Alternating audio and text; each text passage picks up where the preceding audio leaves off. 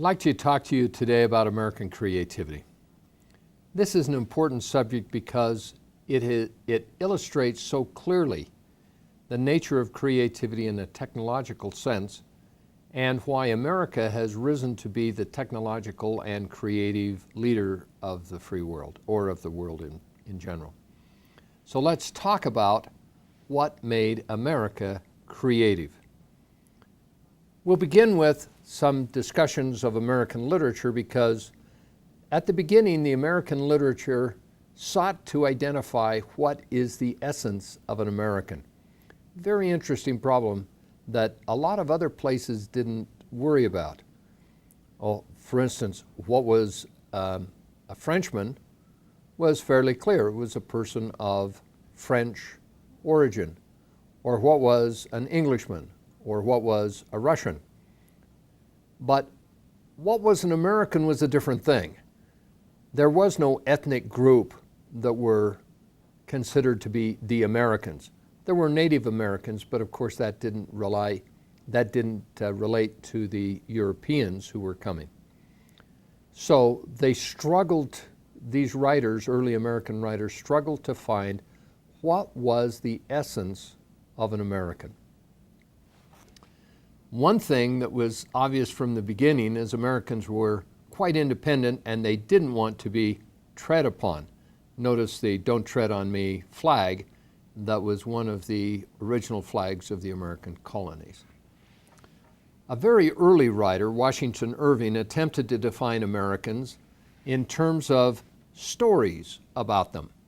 He lived in upstate New York along the Hudson River Valley, and there he wrote some of the legends and stories that he heard from the country folk. One of them was the legend of Sleepy Hollow. Another, the legend of Rip Van Winkle.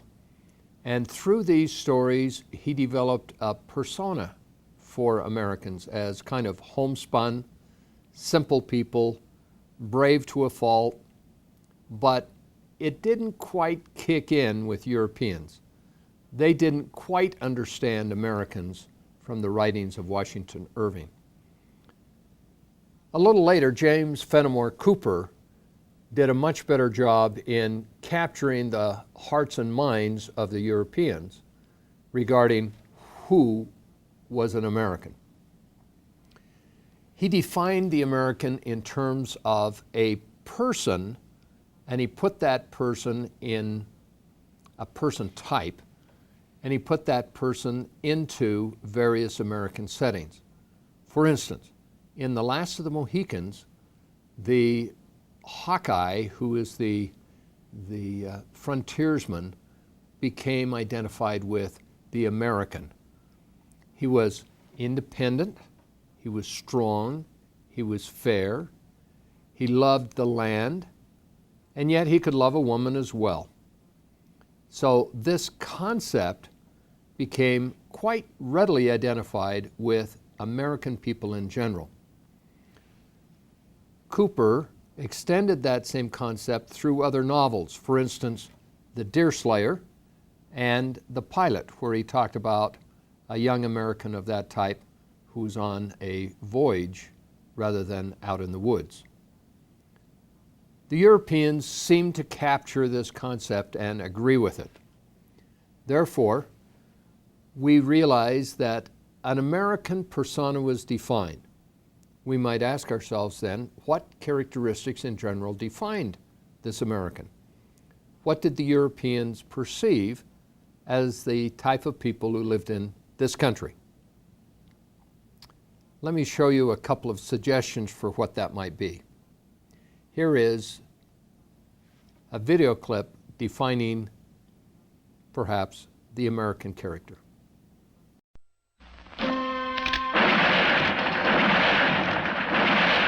The Western movie has become an American tradition. Films like Stagecoach, Red River, Shane, High Noon, and The Magnificent Seven will never be forgotten. Now, Dino De Laurentiis presents perhaps the greatest Western of them all, The Shootist, the story of John Bernard Books, the last of the great gunfighters. A living legend. The role is being played by an actor who is himself a living legend, John Wayne. I won't be wronged. I won't be insulted. I won't be laid a hand on. I don't do these things to other people. I require the same from them. You hold it right there. Just throw me your wallet. Yes, sir. A little something extra. This film has the makings of a classic. I would not die a death like I just described. Not if I had your courage. In it, John Wayne gives the most remarkable performance of his career. I'm a dying man, scared of the dark. As he recreates the final days There's more to being a man than handling a gun. of the man they called the Shootist. Yes, Americans have been identified with cowboys, for good or bad. Here is a very interesting commercial from Germany that shows typical Americans. I think you'll enjoy it.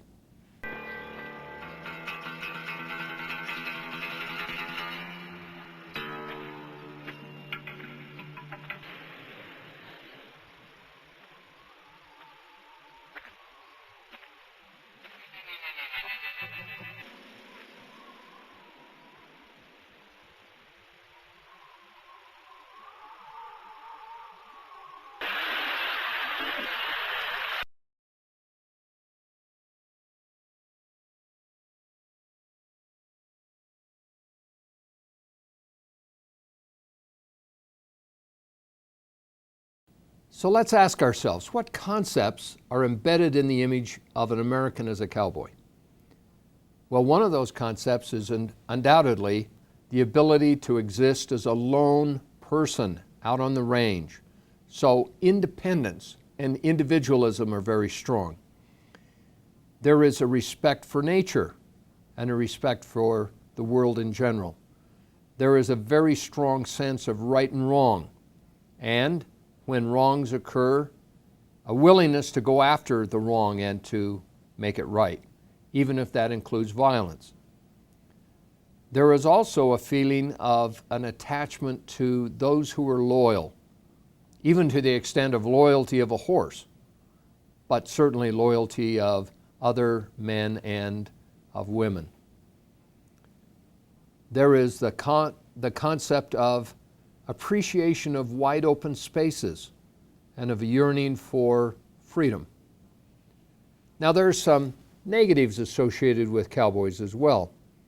Quick on the trigger, not very intelligent, willing to take a chance, perhaps unnecessarily, and sometimes bad acting in a moral sense, brothels or alcohol or something of that type. Well,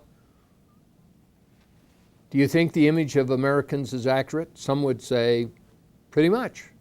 But others would say, oh no, there's too many different forces in America, too many different people, and therefore you can't crystallize it into being just a cowboy. And certainly, cowboys can be either good or bad. Going back to some literary views of America, one of the most interesting concepts is its association with the sea. We normally don't think of that in modern terms, but certainly in the early part of America, where we were a seaboard country, the sea was very, very important. And so Melville's book on Moby Dick was one of the most powerful statements of the American image. It really wasn't the captain who was the image, it was the seamen who were under the captain. Henry W. Longfellow spent some time trying to define America in terms of its Indian heritage or its early Pilgrim heritage in the Song of Hiawatha or the Courtship of Miles Standish, both of them signifying, again, an underlying current of who is an American. Later, there were some Americans who defined new genres of literature that didn't necessarily talk about America at all. we're talking just simply creative literature. And one of the most interesting of those was Edgar Allan Poe. He was the inventor of the genre of a murder mystery or of a mystery. He also created dark poetry with some morals. He wrote The Raven, an exercise in sadness because his wife died in Baltimore. He wrote The Cask of Amontillado and similar mysterious, creepy kinds of stories. Became very, very famous. Another would be The Pit and the Pendulum. Kind of on the opposite side of literature from Edgar Allan Poe was Mark Twain. He became the most popular of American authors, both in the United States and in Europe. He wrote of the American frontier, wrote stories about children, but they were not for children necessarily. They were for adults to explore the concepts of American life. He was a strong advocate of humor in literature and often salted his literature, both short stories and novels, with a good deal of humor. Who can forget the stories of Tom Sawyer and how he got others to paint his fence for him? Or Huckleberry Finn and his adventures along the Mississippi. A very creative poet who exemplifies the American spirit in his own life is Walt Whitman. Whitman wrote a new form of poetry, free verse. He couldn't get anybody to publish it, and so he published his own works. In fact, he even called it Song of Myself, which is part of a larger collection called Leaves of Grass. They're poems about America and about American people. Let's just read a little bit from Song of Myself, and you can catch the feeling of Whitman's work. There's no rhyme, there's no meter, and one might logically question what makes it a poem. Perhaps you can tell yourself what you might answer that question. It does have a certain poetic quality to it, and in fact, today, it is one of the forms of poetry that is most widely practiced. Very interesting in the way that this poetry conveys an image. Here it goes.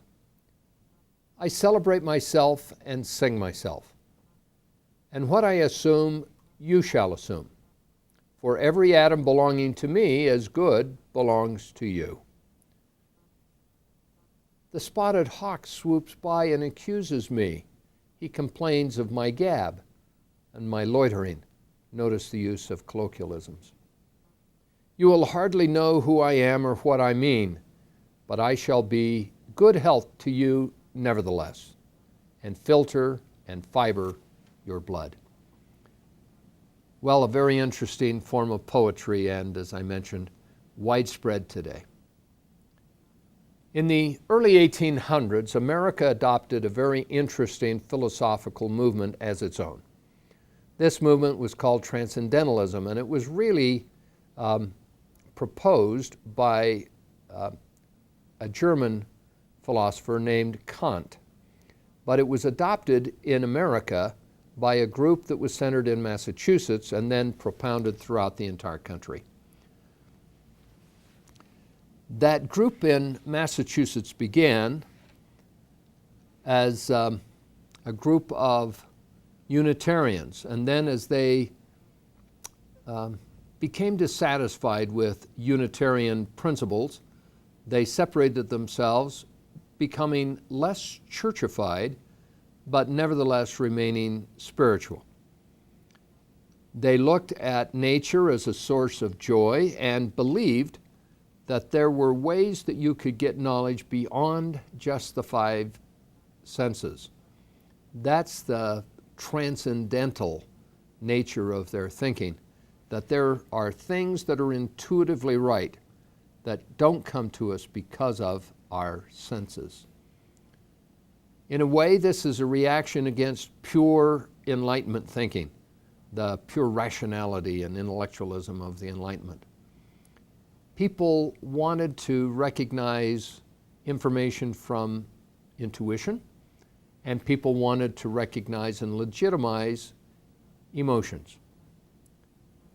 This transition from purely intellectual thinking to emotional input was typical of the transition from the classical period to the Romantic period. And therefore, the classical period was relatively short-lived, not only in Europe, but even shorter in America. But the Romantic period became very powerful in the United States. These are the forces that gave rise to Joseph Smith's background in the early 1800s. And so we can learn something about the background of the LDS Church by studying American Transcendentalism. If you like, the prophet of Transcendentalism, or at least the main spokesman, was Ralph Waldo Emerson, himself trained as a pastor or as a minister of the Unitarian Church. He loved nature and defined it in one of his books called On Nature, called Nature. And this is what he said: "All I have seen teaches me to trust the Creator for all I have not seen." So here is a man who is strongly religious, but as I mentioned, not necessarily associated with the church. Emerson believed in self-reliance, going back to that American spirit of independent self-reliance. He said, "That which we persist in doing becomes easier. Not that the task itself has become easier, but that our ability to perform it has improved." Again, about independence and individualism, he said, "Insist on yourself, never imitate. Every great man is unique." He also encouraged high expectations of oneself. "Hitch your wagon to a star," he said. And then he said this: "What lies behind us and what lies before us are small matters compared to what lies within us." Perhaps Emerson, more than anyone else, has been able to capture the spirit of American life. At least he toured the country and instilled these concepts into America. They're still very powerful and certainly are part of LDS lore. Emerson spoke at Harvard at a commencement exercise, and at that exercise there was a young man who was just graduating. And upon hearing Emerson speak, this young man decided that he would join Emerson's group, and he moved out of Boston a few miles to Concord. And there he went to live with Emerson's family in Emerson's home. The young man's name was Henry David Thoreau.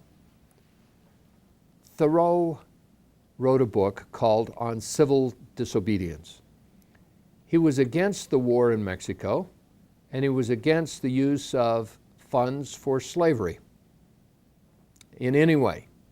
And therefore, he refused to pay taxes, believing that American tax money was used for, at least in part, those two things that he did not like. He was arrested and put in jail. He refused to pay the fine. Nevertheless, he was released because others paid the fine for him. But he took a stand on civil disobedience that said this: "The basic laws of life transcend the laws of the land. There are things higher than native law or laws enacted by the government, and these things higher might be called native law." He said, "The best government is the government that governs least." Actually, that's a little change in what he said. He said, "The best government is the government that governs not at all." So he took a very radical stand on what a government is, but he certainly believed in a minimization of government because he believed in a maximization of individualism.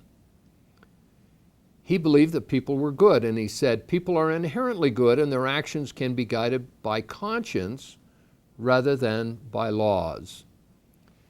This is an interesting way to approach our modern problems with laws that are not strictly observed. For instance, do we feel guilty if we drive a few miles over the speed limit? Well, no, we don't, for various reasons.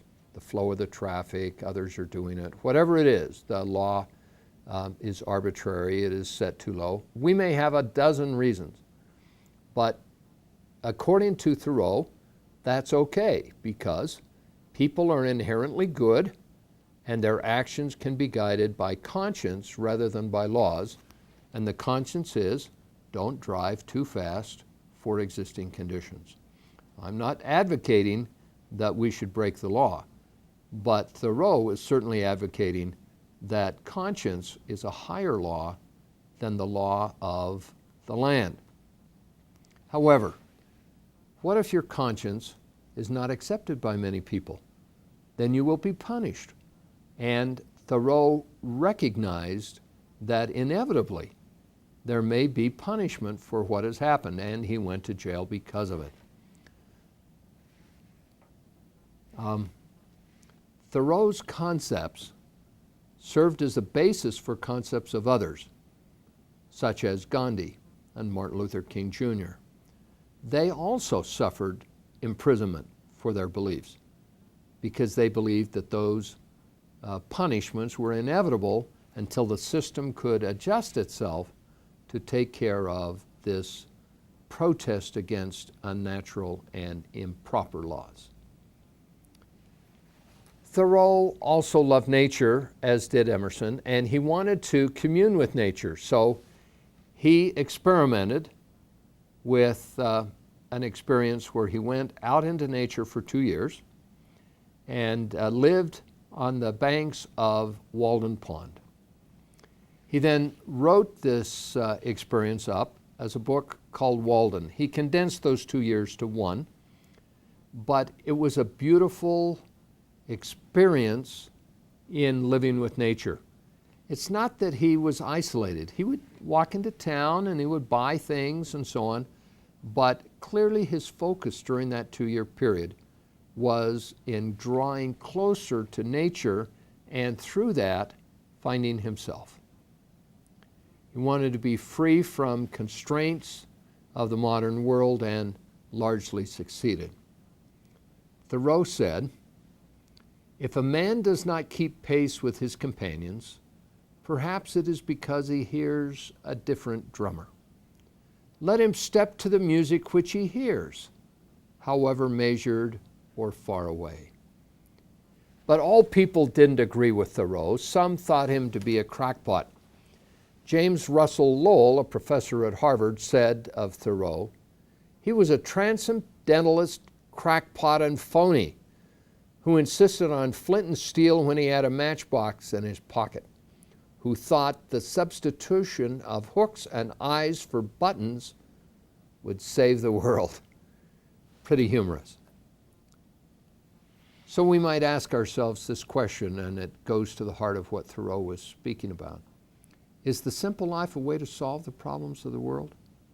Going back to our discussion of complexity, is complexity part of the issue? Will the simple life really solve our problems? Are we better off getting rid of the technologies of today? Or should we use the technologies and then enhance them so that they become a simplifying factor in our lives? So we might stand back now and think about transcendentalism and say, how does transcendental movement fit with the definition of Americans? Well, there's pretty close similarity. Independence, self-reliance, a feeling of intuitive law, all of those things seem to fit both Americans and those who followed transcendentalism. Well, America was also important because of its push to the West. There was a concept in America that you could own your own land. There never was a landed gentry in America. It was everybody had the right to buy land. And that's still the case. Not only could everybody buy land, but everybody could be their own boss if they wanted to, and they could rise to any position at all. Before 1800, this driving force of things was personal improvement. And to help with that, we gained a lot of territory when President Jefferson bought the Louisiana Territory. Americans believed that there was a manifest destiny, that is, a right of Americans to move all the way to the Pacific Ocean so that coast to coast America could all be united under one government. There were some problems, however. Slavery continued, and it was difficult to decide what to do in the new states. Pioneers had very, very difficult lives. Immigration from Europe would fill up in the cities and then bleed out through the country, and sometimes those immigrants were not accepted, and there were strong movements to close the borders and to protect us against illegal immigration. And yet, because of manifest destiny and the government's cooperation through the Homestead Act, Americans did expand from coast to coast, and most of them were able to gain the land that they so dearly wanted. During the 1820s, Alexis de Tocqueville, a French diplomat or French minor nobility, came over to this country and observed America. And this is one of the interesting things he said about what he saw in America. America is a land of wonders in which everything is in constant motion and every change seems an improvement. No natural boundary seems to be set to the efforts of man. And in his eyes, what is not yet done is only what he has not yet attempted to do. The American, taken as a chance specimen of his countrymen, must then be a man of singular warmth in his desires, enterprising, fond of adventure, and above all, of novelty. So what does Tocqueville say the essence of an American is? He says he is warm in his desires, that is, passionate. He is enterprising, fond of adventure, and fond of novelty. Gee, I think that sounds like creativity. Probably so.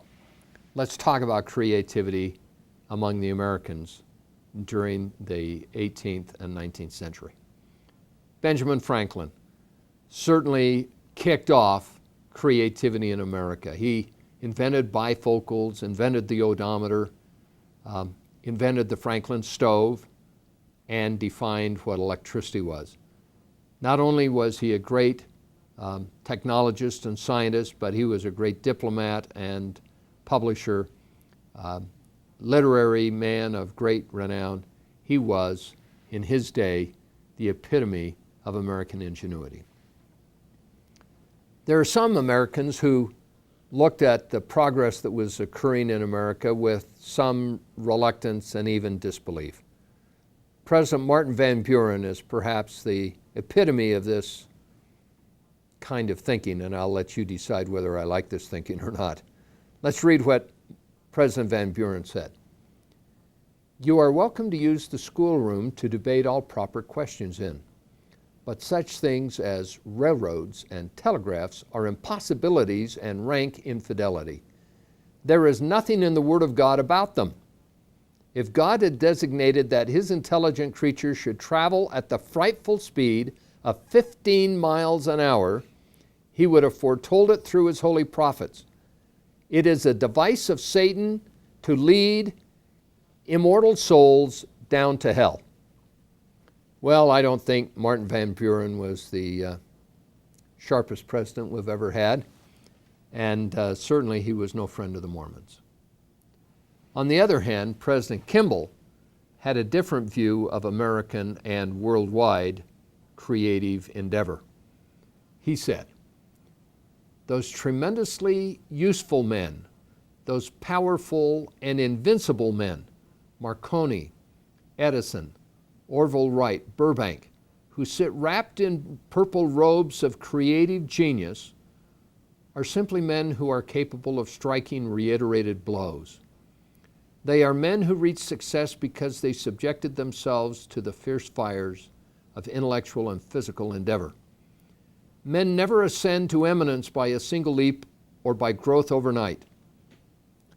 Longfellow gave us this: the heights by great men reached and kept were not attained by sudden flight, but they, while their companions slept, were toiling upward in the night. Spencer W. Kimball.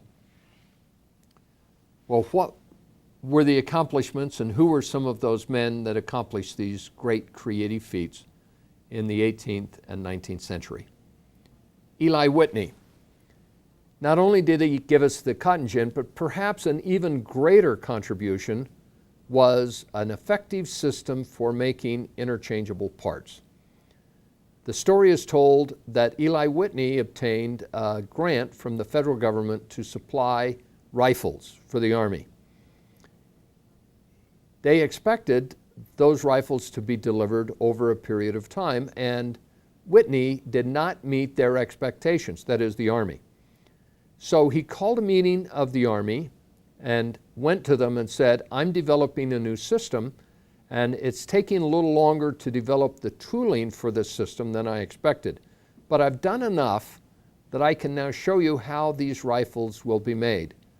He then opened up a box and threw a whole bunch of parts, disassembled rifles, onto the table. And he told each of the men around the table, the Army men, to assemble their own rifle. Now, in the past, that would have been totally impossible because the parts for each individual rifle would have been crafted by an artisan to work together. But what Whitney was saying is that any particular trigger will work with any other mechanism, and therefore you can just assemble the rifles any way you want. It worked, and that gave us the basis of modern manufacturing. Robert Fulton, though not the inventor of the steamboat, demonstrated its practicality and therefore pushed America into the steam age. McCormick invented the reaper. Vast areas in the United States were fertile plains where grain could grow as nowhere else in the world. And therefore, it needed to be reaped in a mechanized way because the distances, the land sizes, the farms were so large. McCormick was responsible for creating that land into usable, productive grain land. Morse gave us the telegraph that helped us communicate from one end of the country to the other. Goodyear gave us the chemical industry. He did that by initiating the vulcanization of rubber, and that led inevitably to other chemical breakthroughs. Elias Howe gave us the sewing machine and showed how mechanical contraptions could be developed that would give us very useful products. Edwin Drake gave us the first oil derrick, oil rig. That was in Pennsylvania. And he gave us, therefore, a new source of energy beyond those that have been demonstrated in Europe. Later, Alexander Graham Bell gave us the telephone, which simplified communication and made it available to everybody, not just those who knew the code. And perhaps the greatest inventor of all Americans was Thomas Alva Edison. He certainly holds more inventions than any other American. The light bulb is a good example of his inventive method. Not only did he go through hundreds of different trials to make the light bulb, but the light bulb itself represents only the final product, light. Remember that in order to make the light bulb work, there were dozens of other inventions that needed to be made, all the way from the generator through the distribution system to finally even the socket that the light bulb would fit in. Edison said, "I have not failed. I've just found 10,000 ways it won't work." He kept on going. America is also the land of entrepreneurs. We can think of Fisk and Gould, who showed that stock market speculation was a way to get rich. Not necessarily that speculation was good, but it solidified the position of the stock market in our nation. Rockefeller established Standard Oil, and eventually a monopoly on oil that had to be split because it started to take advantage of the marketplace. Pulitzer and Hearst gave us newspapers that were highly independent and very competitive. Harriman established the New York Central Railroad, again, a very powerful company that eventually grew to an abusive size with abusive practices and needed to be reduced and split. Carnegie gave us steel, DuPont gave us gunpowder, plastics, and chemicals, and Sloan gave us General Motors and its powerful position. Ford was an important contributor to American manufacturing technology because he invented for us the production line. He also showed that vertical integration was possible and, in fact, desirable in many instances. He made a factory called River Rouge plant in Detroit, and this factory began with incoming ore taken from the ships from the mines in Minnesota, and converted that ore to steel, and then he converted the steel to plate, and then he converted the plate to automobile parts, and every other part of the automobile, with only a few exceptions, was made in that single plant. It was the epitome of integration. We might ask ourselves, are invention and entrepreneurship still the driving forces in America? I teach a class in entrepreneurship for engineers.